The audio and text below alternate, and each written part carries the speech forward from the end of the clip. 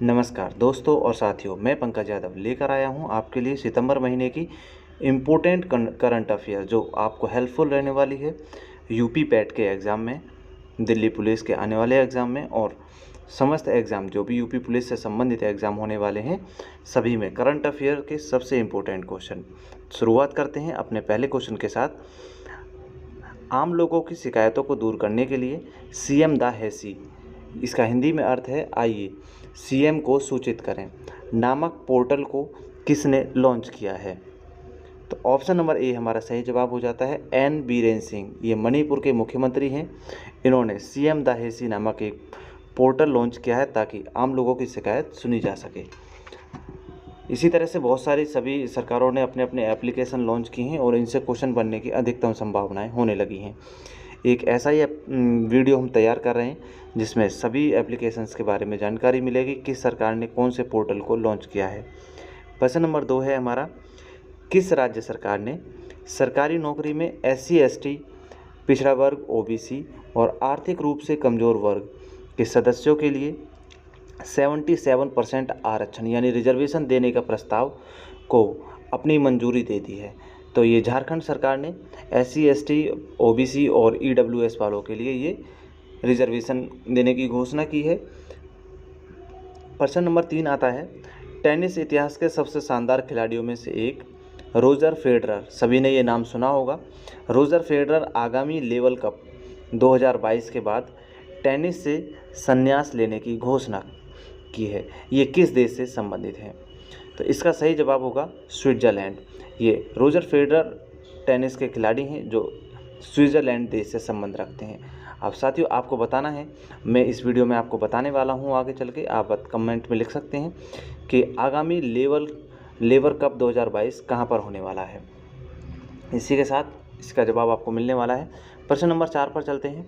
भारतीय सेना ने दुनिया के किस सबसे ऊंचे युद्ध स्थल पर सैटेलाइट ब्रॉडबैंड आधारित इंटरनेट सेवा शुरू की है? तो ये भारत के सबसे ऊंचे युद्ध क्षेत्र से ही आपको पता लग गया होगा, सियाचिन। ये सियाचिन ग्लेशियर पर भारतीय सेना ने सैटेलाइट ब्रॉडबैंड इंटरनेट सेवा शुरू की है। आप हमारे चैनल को सब्सक्राइब कर लें ताकि आपके पास जो भी हम संबंधित वीडियो देने वाले हैं, जो भी आने वाली भर्ती से संबंधित या फिर उसके सिलेबस या करंट अफेयर जो आपको देने वाले हैं, ताकि आपको समय पर प्राप्त हो सके।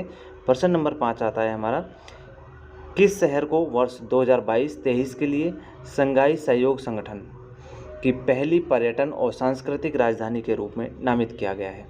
तो भारत की वाराणसी शहर को SCO द्वारा पहली पर्यटन और सांस्कृतिक राजधानी नामित किया गया है। SCO के बारे में आपको बता दूं कि ये शंघाई सहयोग संगठन है, इसका पूरा नाम है। इसी के साथ इसके ऊपर मैंने एक पूरा वीडियो बनाया है क्योंकि हाल ही में इसका मीटिंग हुआ है जिसमें भारतीय प्रधानमंत्री ने भी हिस्सा लिया था, और इसके जो भी क्वेश्चन बनते हैं आप उस वीडियो में इसके संबंधित क्वेश्चन देख सकते हैं। प्रश्न नंबर 6 आता है हमारा, समुद्री पर्यटन को बढ़ावा देने के लिए ग्रीन फिन्स हब नामक वैश्विक डिजिटल प्लेटफॉर्म को किसने लॉन्च किया है? तो इसका जवाब हो जाएगा हमारा ऑप्शन नंबर डी, केन्या के संयुक्त राष्ट्र पर्यावरण कार्यक्रम द्वारा ये ग्रीन हिंस हब नामक एक डिजिटल प्लेटफॉर्म लॉन्च किया गया है जो ओशियन टूरिज्म है उसको बढ़ावा देने के लिए। आगे आता है हमारा प्रश्न नंबर 7, राज्यों के पर्यटन मंत्रियों का राष्ट्रीय सम्मेलन 2022 कहाँ आयोजित हुआ है? तो राज्यों के जो पर्यटन मंत्री हैं उनका जो आयोजन है धर्मशाला नामक जगह है हिमाचल प्रदेश में, और बहुत ही फेमस जगह है ये। यहाँ पर ये मीटिंग हुई है 2022 की। अगला आता है हमारा प्रश्न नंबर 8, CSB बैंक लिमिटेड के नए MD और CEO कौन बने हैं? तो CSB बैंक है जो उसके प्रलय मंडल जी हैं, ये MD और CEO बने हैं। अब आपको कमेंट में लिख के बताना है कि CSB बैंक का पूरा नाम क्या है। लोगों को पुलिस की विभिन्न योजनाओं के प्रति जागरूक के लिए सामुदायिक पुलिस पहल और वी केयर पहल की शुरुआत किसने की है? इसकी शुरुआत दिल्ली के उपराज्यपाल द्वारा की गई है। ये VK सक्सेना दिल्ली के उपराज्यपाल हैं। इनके द्वारा लोगों को पुलिस की विभिन्न योजनाएं हैं उनके बारे में, जैसे पुलिस पहल और वी केयर पहल की शुरुआत की है। आगे आता है हमारा प्रश्न number 10, tennis tournament WTA 250। Chennai open 2022 में महिला एकल का खिताब किसने जीता है? तो इसका खिताब जीता है चेक गणराज्य देश के लिंडा फ्रुहाविर्तोवा नामक खिलाड़ी ने जीता है, और ये अफ्रीकन कॉन्टिनेंट से संबंधित देश है। आगे आता है हमारा क्वेश्चन नंबर 11। किस संस्थान ने लगातार चौथी बार राष्ट्रीय ऊर्जा अग्रणी पुरस्कार 2022 जीता है? तो इसका हमारा ऑप्शन नंबर डी सही जवाब हो जाएगा। विशाखापट्टनम में राष्ट्रीय इस्पात निगम लिमिटेड द्वारा, यानी RINL के द्वारा।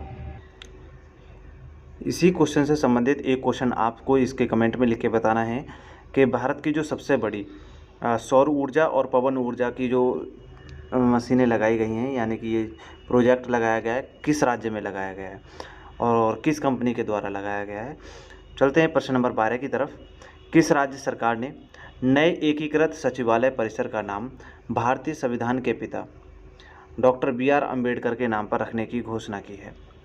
तो वह राज्य है तेलंगाना राज्य। तो तेलंगाना राज्य सरकार ने नए एकीकृत सचिवालय परिसर का नाम डॉक्टर BR अम्बेडकर के नाम पर रखने की बात कही है। प्रश्न नंबर 13 आता है हमारा, भारत के नए वाणिज्य सचिव कौन बने हैं?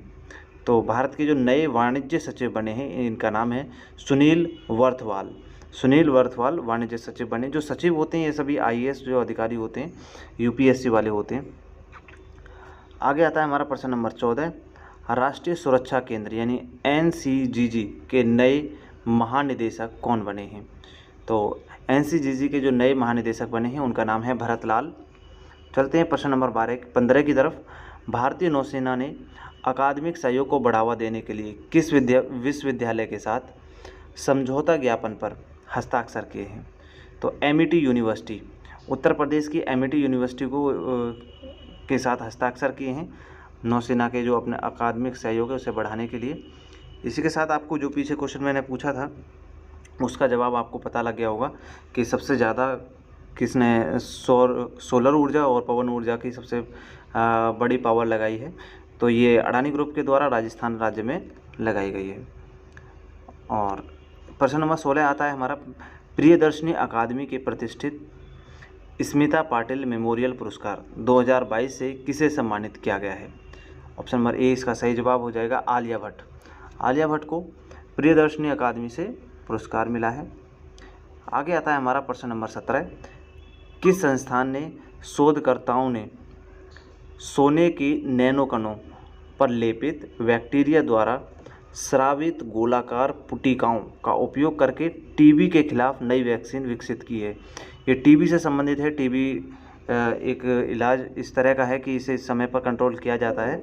और तो इसका ऑप्शन नंबर बी हमारा सही जवाब हो जाएगा। भारतीय विज्ञान संस्थान के द्वारा, जो बेंगलुरु का भारतीय विज्ञान संस्थान है, उनके द्वारा इस वैक्सीन को विकसित किया गया है।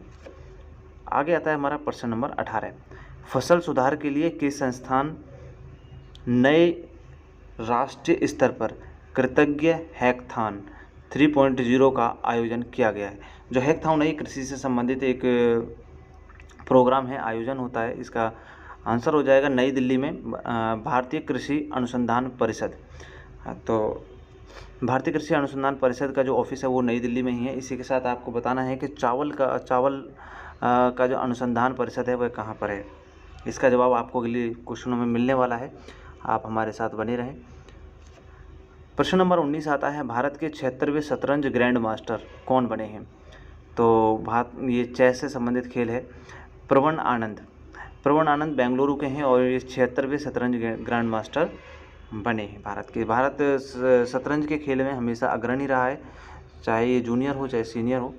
आगे आता है क्वेश्चन नंबर 20 हमारा, भूतपूर्व सैनिक कल्याण विभाग के नए सचिव कौन बने हैं?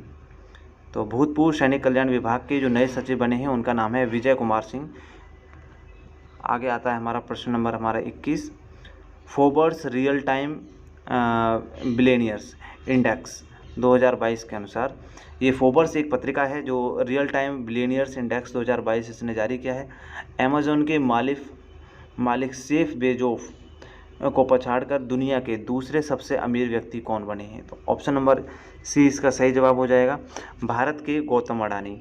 ये अडानी ग्रुप से संबंधित हैं और ये दुनिया के दूसरे सबसे अमीर व्यक्ति बन चुके हैं। सेफ महिला फुटबॉल चैंपियनशिप 2022 का खिताब किसने जीता है? तो SAFF महिला फुटबॉल चैंपियनशिप का खिताब बांग्लादेश ने जीता है और अपने पड़ोसी देश ने ही। प्रश्न नंबर है हमारा 23, चीन को पछाड़कर कौन सा देश श्रीलंका के सबसे बड़े द्विपक्षीय ऋणदाता के रूप में उभरा है? चीन के बाद भारत द्विपक्षीय ऋणदाता के रूप में बड़ी तेज़ी से उछला है श्रीलंका के लिए। आगे आता है हमारा प्रश्न नंबर 24, भारत और किस देश के तटरक्षक बल के बीच अभ्यास 01/22 नामक संयुक्त अभ्यास आयोजित किया गया है? ये भारत और अमेरिका के बीच में देश की तटरक्षक एक अभ्यास है जिसका नाम है 01/22। आगे हमारा प्रश्न नंबर 25, प्रधानमंत्री नरेंद्र मोदी ने नामीबिया के कूनू नेशनल पार्क मध्य प्रदेश में लाए गए चीतों में से 4 वर्ष की जो मादा चीता है उसका नाम क्या रखा है? तो ये अभी 4 चीते लाए गए हैं इस समय 4, तो ये बहुत ज़्यादा इम्पोर्टेंट क्वेश्चन रहा है अभी हाल फिलहाल का। तो उस जो 4 वर्ष की मादा चीता है उसका नाम आशा रखा है, यानी कि आशा। प्रधानमंत्री नरेंद्र मोदी द्वारा ये नाम दिया गया है। प्रश्न नंबर आता है हमारा 26 क्रिप्टो फर्म चैनालिसिस द्वारा जारी ग्लोबल क्रिप्टो एडॉप्शन इंडेक्स 2022 में भारत किस स्थान पर रहा है? तो इसका ऑप्शन नंबर सी हमारा सही जवाब हो जाएगा, चौथे स्थान पर। इसी के साथ आता है 27वां क्वेश्चन, कानून मंत्रालय द्वारा जारी रिपोर्ट के अनुसार फास्ट ट्रैक अदालतों में सर्वाधिक लंबित मुकदमों की संख्या में कौन सा राज्य भारत में शीर्ष स्थान पर रहा है? तो उत्तर प्रदेश इसका सही जवाब हो जाएगा, कानून मंत्रालय की जो रिपोर्ट है उसके अनुसार। क्वेश्चन नंबर हमारा 28 आता है, परिवहन क्षेत्र के सामने आने वाली चुनौतियों का समाधान करने के लिए राष्ट्रीय लॉजिस्टिक नीति को किसने लॉन्च किया है? तो इस नीति को प्रधानमंत्री नरेंद्र मोदी ने परिवहन क्षेत्र की चुनौतियों को समाधान के लिए राष्ट्रीय लॉजिस्टिक नीति को शुरू किया है। आगे आता है हमारा प्रश्न नंबर 29, उपराष्ट्रपति जगदीश धनखड़ ने लोक मंथन कार्यक्रम के तीसरे संस्करण का उद्घाटन कहाँ किया है? इसका सही जवाब होगा हमारा option number C, Assam Guwahati में। गुवाहाटी के जो उपराष्ट्रपति जगदीप धनखड़ हैं उन्होंने लोक मंथन कार्यक्रम का तीसरा संस्करण शुरू किया है। इसके साथ आता है हमारा प्रश्न नंबर 30, भविष्य के प्रक्षेपण वाहनों को शक्ति प्रदान करने के लिए इसरो ने हाइब्रिड मोटर का कहाँ से सफल परीक्षण किया है? ये इसरो द्वारा हाइब्रिड मोटर का सफल परीक्षण किया गया है, ये तमिलनाडु से इसरो प्रोपल्शन कॉम्प्लेक्स महेंद्रगिरी, ये महेंद्रगिरी की जो पहाड़ियाँ हैं उनके आसपास का क्षेत्र है जो इसरो द्वारा तमिलनाडु में किया गया है इस परीक्षण को। प्रश्न नंबर 31 आता है हमारा, कहाँ के केसर को राष्ट्रीय और अंतर्राष्ट्रीय मंचों पर GI टैग प्रदान किया गया है? ऑप्शन नंबर ए हमारा सही जवाब हो जाएगा, कश्मीर। कश्मीर के जो केसर है उसे राष्ट्रीय और अंतर्राष्ट्रीय मंचों पर GI टैग दिया गया है। GI टैग अपने आप में एक बहुत अच्छा, बड़ा और शानदार क्वेश्चन है और इससे हर कंपटीशन एग्ज़ाम में क्वेश्चन बनते हैं। तो हम एक ऐसा वीडियो क्रिएट करने वाले हैं जिसमें जो सबसे महत्वपूर्ण GI टैग जिन्हें हाल ही में 1 साल के अंदर GI टैग दिया गया है, तो उन सभी के नाम और उन कहाँ से संबंधित हैं आपको एक वीडियो के माध्यम से पहुंचाने वाले हैं आपके पास। और इस का जो लाभ है केवल वही सदस्य उठा सकते हैं जो हमारे चैनल को सब्सक्राइब कर पाएंगे। तो आप चैनल को सब्सक्राइब कर लें। चलते हैं अगले क्वेश्चन की तरफ। स्कूली छात्रों का बोझ कम करने के लिए किस किस राज्य सरकार ने स्कूलों में नो बैग डे और अनिवार्य खेल अवधि शुरू करने की घोषणा की है? नो बैग डे और उसके साथ में एक दिन अनिवार्य खेल के लिए रखा गया है बिहार सरकार के द्वारा। और ये अगला प्रश्न की तरफ चलते हैं। प्रश्न नंबर है हमारा 33, भारतीय नौसेना के 2 स्वदेशी डाइविंग सपोर्ट वेसल्स यानी कि निस्तार और निपुण को लॉन्च किया गया है। इस डाइविंग सपोर्ट वेसल्स का निर्माण किस कंपनी द्वारा किया गया है? ये स्वदेशी हैं दोनों। विशाखापत्तनम में हिंदुस्तान शिपयार्ड लिमिटेड द्वारा इन 2 स्वदेशी डाइविंग सपोर्ट्स वेसल्स को लॉन्च किया गया है। अगला है प्रश्न नंबर 34। किस देश के शोधकर्ताओं ने दुनिया में पहली बार माया नामक जंगली आर्कटिक भेड़िए का सफलतापूर्वक नकल क्लोन बनाई है? जो क्लोन बनाने में सभी को पता है कि इसे आसानी से याद रखा जा सकता है, चीन द्वारा बनाया गया है। चीन वैसे भी नकल बनाने में बहुत अग्रणी है, तो इस तरह से इसे याद रखा जा सकता है। आगे आता है हमारा प्रश्न नंबर 35। नवीकरणीय ऊर्जाओं को बढ़ावा देने के लिए अडानी ग्रीन ने 325 मेगावाट क्षमता की पवन ऊर्जा परियोजना कहाँ शुरू की है? तो ऑप्शन नंबर सी हमारा सही जवाब हो जाएगा, धार, मध्य प्रदेश में। ये 325 मेगावाट क्षमता वाली पवन ऊर्जा परियोजना है। इसी के साथ राजस्थान में सबसे बड़ी सौर ऊर्जा और पवन ऊर्जा की पहले से ही तैयारी चल रही है। प्रश्न नंबर 36 है हमारा, महाराष्ट्र सरकार ने दौलताबाद किले का नाम बदलकर नया क्या नाम रखने की घोषणा की है? तो ऑप्शन नंबर बी हमारा सही जवाब हो जाएगा, देवगिरी किला। महाराष्ट्र सरकार ने दौलताबाद किले का नाम बदलकर देवगिरी किला रखने का घोषणा किया है। क्वेश्चन नंबर 37 है हमारा, भारत का डगोंग संरक्षण रिजर्व राज्य में अधिसूचन किया गया है? तो ऑप्शन नंबर ए हमारा सही जवाब हो जाएगा, तमिलनाडु। तमिलनाडु के द्वारा पहला डगोंग संरक्षण रिजर्व राज्य घोषित किया गया है तमिलनाडु को। इसी के साथ आता है हमारा प्रश्न नंबर 38। संयुक्त राष्ट्र महासभा यानी कि यूएन जनरल असेंबली की 77वीं बैठक कहाँ आयोजित हुई है? तो ये बैठक अमेरिका के न्यूयॉर्क सिटी में हुई है। ये बैठक यूएन की सभी बैठकें सबसे इम्पोर्टेंट रहती हैं, क्योंकि यहाँ ये इस 6 हिस्सों में इस तरह से अलग अलग हिस्सों में बटा हुआ ये विभाग है और सभी की अलग अलग मीटिंग और सभी के हेड क्वार्टर्स हैं। प्रश्न नंबर आता है हमारा 39। आईसीसी द्वारा किए गए नए बदलावों के अनुसार वनडे और टेस्ट में एक बल्लेबाज को गेंद का सामना करने के लिए कितने समय के अंदर तैयार होना होगा? तो आईसीसी द्वारा नए नियम बनाए गए हैं कि 2 मिनट के अंदर बल्लेबाज को गेंद का सामना करना होगा। प्रश्न नंबर आता है हमारा 40। फुटबॉल टूर्नामेंट डूरंड 2022 का खिताब किसने जीता है? तो ऑप्शन नंबर बी हमारा सही जवाब हो जाएगा, बेंगलुरु एफसी। ये फुटबॉल टूर्नामेंट डूरंड कप है, इसे बेंगलुरु एफसी ने जीता है 2022 का। आगे आता है हमारा प्रश्न नंबर 41। उत्तरी आयरलैंड और दक्षिणी पश्चिमी स्कॉटलैंड के बीच नॉर्थ चैनल को पार करने वाली सबसे उम्रदराज भारतीय कौन बने हैं? तो एल्विस अली हजारिका ये उत्तरी आयरलैंड और दक्षिण पश्चिमी स्कॉटलैंड के बीच में इन्होंने इसे तैर के पार किया है। अगला प्रश्न आता है हमारा 42 नंबर। मुंबई में आयोजित वित्तीय स्थिरता और विकास परिषद की 26वीं बैठक की अध्यक्षता किसने की है? तो ऑप्शन नंबर ए सही जवाब हो जाएगा, निर्मला सीतारमण। ये भारतीय केंद्रीय वित्त मंत्री हैं और ये मुंबई में इन्होंने इस परिषद को FSDC की 26वीं बैठक की है। आगे प्रश्न आता है हमारा 43। वर्ष 2023 तक भारत की सबसे लंबी नदी बीच शुरू की जाएगी। तो ये सबसे लंबी नदी बीच, एक तो होता है समुद्र का बीच, एक होता है नदी का बीच। तो ये वाराणसी उत्तर प्रदेश से लेकर के बोगीबील असम के बीच तक ये एक तरह का बीच है ना, ये अंग्रेजी वाला बीच है, हिंदी वाला बीच नहीं है। ये शुरू होने वाला है, ये सबसे बड़ा नदी बीच होगा।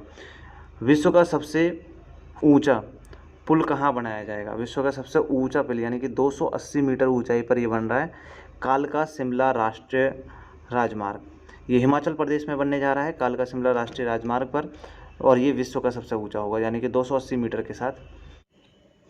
हमारा प्रश्न है नंबर 45। किस भारतीय महिला वैज्ञानिक को फ्रांस के सर्वोच्च नागरिक पुरस्कार Knight of Legion of Honour से सम्मानित किया गया है? तो इसका जवाब होगा डॉक्टर स्वाति पीरामल। जिस तरह से भारत रत्न है सबसे सर्वोच्च नागरिक पुरस्कार, उसी तरह से फ्रांस का है Knight of Legion of Honour. तो इससे भारतीय वैज्ञानिक हैं ये जिन्हें सम्मानित किया गया है कि खोज के लिए।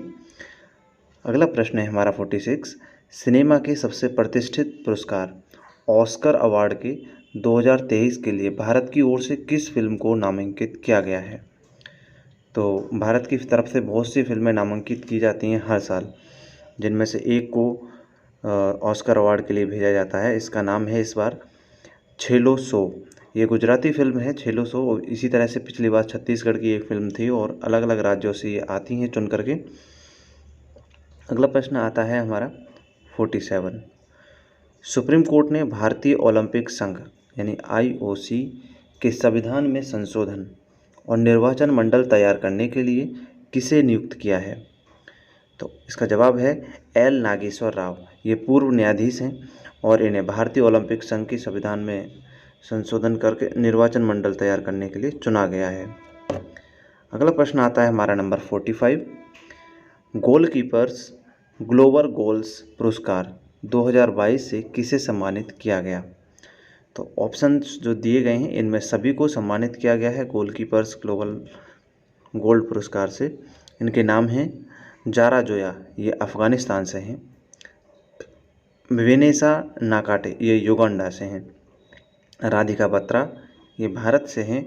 और उर्सुला वोन डेले येन, ये EU से यानी कि यूरोपियन संघ से हैं। अगला प्रश्न आता है हमारा 49। केंद्र सरकार ने PM केयर्स फंड का नया ट्रस्टी किसे नियुक्त किया है? तो नया जो ट्रस्टी नियुक्त किया गया है, बहुत लाजवाब क्वेश्चन है। इसका पहला जो सभी ऑप्शन सही निकलेंगे इसके। पहला ऑप्शन है इसका करिया मुंडा, ये लोकसभा के पूर्व डिप्टी स्पीकर हैं। दूसरे हैं रतन टाटा, जो वरिष्ठ उद्योगपति हैं। KT थॉमस, ये सुप्रीम कोर्ट के पूर्व न्यायाधीश हैं। तो इन्हें PM केयर्स फंड का ट्रस्टी चुना गया है। अगला आता है हमारा क्वेश्चन नंबर 50। भारतीय भाला फेंक खिलाड़ी देवेंद्र झाझरिया ने मोरक्को में आयोजित विश्व पैरा एथलेटिक्स ग्रांड प्रिक्स 2022 में कौन सा पदक जीता है? ऑप्शन नंबर ए हमारा सही जवाब होगा, रजत पदक। और इसी के साथ भाला फेंक में हमारे एक और प्रसिद्ध खिलाड़ी हैं नीरज चोपड़ा। अगला क्वेश्चन आता है 51 यानी कि 51। पांग लाहसोल महोत्सव 2022 किस राज्य में मनाया गया? तो ये त्यौहार सिक्किम राज्य में मनाया जाता है, पांग लहबल सोल। ठीक है। अगला प्रश्न आता है हमारा, सभी राज्यों के अपने अपने प्रमुख त्यौहार हैं, इसकी एक लिस्ट है आपको वीडियो में मिलने वाली है। आप हमारे यूट्यूब चैनल को सब्सक्राइब कर लें ताकि ये लिस्ट आपसे चूके ना। अगला क्वेश्चन आता है 52। उच्च रक्तचाप नियंत्रण पहल के लिए किस देश ने UN इंटरजेंसी टास्क फोर्स और WHO प्राथमिक स्वास्थ्य देखभाल पुरस्कार 2022 जीता है? तो इसमें जो ये जीता है अवार्ड, ये भारत ने जीता है। ये जो हाई ब्लड प्रेशर से संबंधित है, जो UN टास्क फोर्स और WHO द्वारा चलाया जाता है। नंबर है 53। विश्व कुश्ती चैंपियनशिप 2022 में भारतीय पहलवान बजरंग पूनिया ने कौन सा पदक जीता है? तो ये बजरंग पूनिया ने 2022 में कांस्य पदक जीता था विश्व कुश्ती चैंपियनशिप में। क्वेश्चन नंबर आता है हमारा 54। Max life insurance company limited के नए ब्रांड एम्बेसडर कौन बने हैं? मैक्स है ना, मैक्स लाइफ इंश्योरेंस के। तो रोहित शर्मा और रितिका सैजेद, ये दोनों ही ब्रांड एम्बेसडर बने हैं। अगला आता है हमारा 55। Global clean energy action forum 2022 का आयोजन कहाँ हुआ है? तो इसका जवाब हो जाएगा अमेरिका में। अमेरिका में global clean energy action forum 2022 का आयोजन हुआ है, एनर्जी से संबंधित है। अगला है हमारा 56। फिल्म अभिनेता मनोज वाजपेयी ने मुस्कुराते चंद लम्हे और कुछ खामोशियाँ नामक पुस्तक का विमोचन किया है। इस पुस्तक को किसने लिखा है? तो इसे विमोचन किया है मनोज वाजपेयी, जो एक एक्टर हैं, और इसे लिखा है जीवेश नंदन। इस किताब का नाम है मुस्कुराते चंद लम्हे और कुछ खामोशियाँ। विमोचन करना और लिखना दोनों बहुत अलग हैं। विमोचन का मतलब उसे लॉन्च किया गया है एक सेलिब्रिटी के द्वारा। और इसी के साथ है क्वेश्चन नंबर 57। पहले भारत ग्रांड प्रिक्स 2023 की मेज़बानी कौन सा देश कर रहा है, कौन से शहर में हो रही है? तो उत्तर प्रदेश के ग्रेटर नोएडा में पहले भारत ग्रांड प्रिक्स यानी कि मोटो जीपी दोपहिया चैंपियनशिप रेस है ये। अगला प्रश्न आता है हमारा 58। अहमदाबाद के एलजी मेडिकल कॉलेज का नाम बदलकर नया नाम क्या रखा गया है? तो नरेंद्र मोदी मेडिकल कॉलेज। अहमदाबाद में जो एलजी मेडिकल कॉलेज था उसका नाम बदल कर रखा गया है। क्वेश्चन नंबर 59 है हमारा, 15वें ब्रिक्स शिखर सम्मेलन 2023 में मेज़बानी कौन सा देश करेगा? तो ब्रिक्स देश की जो 2023 में मेज़बानी करने वाला है वो दक्षिण अफ्रीका का देश है। अब साथियों आपके लिए प्रश्न है कि 2022 में ब्रिक्स शिखर सम्मेलन किस देश में होना है? अगला प्रश्न आता है हमारा 60। चमड़ा उद्योग में कौशल विकास स्किल किसने लॉन्च किया है? इस स्किल का ऐप का नाम बताना है। ये धर्मेंद्र प्रधान द्वारा केंद्रीय शिक्षा मंत्री के द्वारा चमड़ा उद्योग में कौशल विकास के लिए एक एप्लीकेशन लॉन्च किया गया, इसका नाम है स्किल। आगे आता है हमारा 61 क्वेश्चन नंबर। केंद्रीय विदेश और शिक्षा राज्य मंत्री डॉक्टर आर के रंजन ने भारत की पहली तैरती फोटो प्रदर्शनी का उद्घाटन कहाँ किया है? तो ये मणिपुर की लोकटक झील में। ये केंद्रीय विदेश मंत्री और शिक्षा राज्य मंत्री के द्वारा, आर के रंजन के द्वारा, तैरती फोटो से संबंधित है ये। अगले आता है हमारा क्वेश्चन नंबर 62। कजाकिस्तान की राजधानी नूर सुल्तान का नाम बदलकर अब क्या रखा गया है? तो कजाकिस्तान की राजधानी का नाम बदलकर अस्ताना रखा गया है। इस तरह से कुछ समय पहले श्रीलंका की जो राजधानी है उसका भी नाम बदला गया है। तो ये नाम जो बदले जाते हैं इनका ध्यान रखना होता है। अस्ताना नाम है कजाकिस्तान की नई राजधानी। भारत का पहला स्वच्छ सुजल प्रदेश कौन सा बना है? तो भारत का स्वच्छ सुजल प्रदेश अंडमान निकोबार द्वीप समूह बना है। क्वेश्चन नंबर हमारा 64। एहतियाती खुराक का 100% कवरेज हासिल करने वाला भारत का पहला राज्य या केंद्र शासित राज्य कौन सा बना है?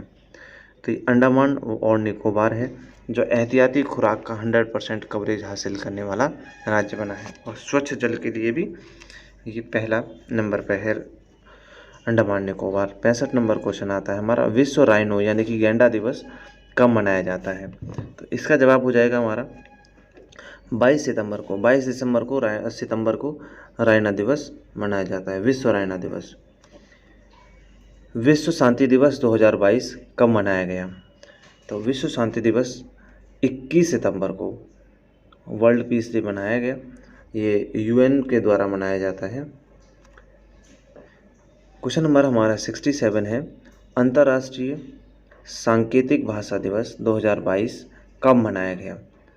22 सितंबर को अंतर्राष्ट्रीय सांकेतिक भाषा दिवस मनाया गया। क्वेश्चन नंबर 68, अंतर्राष्ट्रीय वाद्य सप्ताह 2022 कब से कब तक मनाया जा रहा है? तो अंतर्राष्ट्रीय वाद्य सप्ताह दिवस 19 से 25 सितंबर तक ये वाद्य दिवस है, यानी कि week of deaf day. Question number आता है हमारा 69, विश्व अल्जाइमर दिवस 2022 कब मनाया गया? तो ये अल्जाइमर देश है, ये अल्जाइमर नाम से। तो 21 सितंबर को विश्व अल्जाइमर दिवस मनाया गया। इसी के साथ हमारा अगला प्रश्न आता है, विश्व रोगी सुरक्षा दिवस। ये विश्व रोगी सुरक्षा दिवस है, किसी स्पेशल बीमारी के लिए नहीं है, ये all world patient safety day है। तो इसे 17 सितंबर को मनाया जाता है। इसी के साथ आपसे एक क्वेश्चन है मेरा कि आप बता सकते हैं क्या कि डॉक्टर डे कब मनाया जाता है?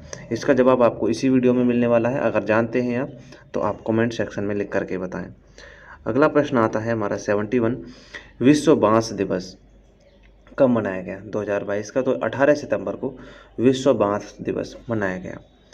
अब चलते हैं अगले प्रश्न की तरफ। अगला प्रश्न है हमारा 72, मोरक्को की मराकेश में आयोजित विश्व पैरा एथलेटिक्स ग्रांड प्रिक्स 2022 में भारतीय एथलेटिक्स ने कुल कितने पदक जीते? तो इसका जवाब हो जाएगा हमारे 19 पदक जीते हैं ये विश्व पैरा एथलेटिक ग्रांड प्रिक्स 2022 में। और जिस क्वेश्चन का हम जवाब पूछ रहे थे आपसे, शायद आपने बता दिया होगा, और फिर आपको मैं जवाब दे देता हूँ कि 1 जुलाई को डॉक्टर डे मनाया जाता है। और ये सभी ये दिवसों में सबसे महत्वपूर्ण हो जाता है, क्योंकि डिजीज़ डे तो सभी होती हैं अलग अलग। तो इसी तरह से मिलते हैं अगली वीडियो में कुछ नए ऐसे ही करंट अफेयर और नए पॉइंटों के साथ, जो आपके लिए हर एग्ज़ाम में रहने वाले हैं इम्पोर्टेंट। तो जब तक के लिए जय हिंद साथियों, तब तक आप हमारे यूट्यूब चैनल नॉलेज अकेडमी को सब्सक्राइब कर लें। मिलते हैं अगली बार फिर, सी यू।